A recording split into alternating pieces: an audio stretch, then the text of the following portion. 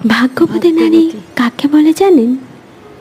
যে নারী তার জীবনে একজন সঠিক পুরুষ পেয়েছে, যে পুরুষ তাকে সম্মান করে, ভালোবেসে আগলে রাখে তার ছায়া দিয়ে, যে পুরুষ শুধু তার ভালো সময় না, খারাপ সময়ও তার পাশে থাকে, নিজের সর্বোচ্চ দিয়ে তাকে আগলে রাখে।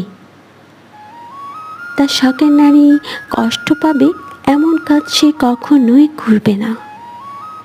সঠিক পুরুষের নজর শুধুমাত্র তার শখের নারীর দিকেই থাকে সর্বদা।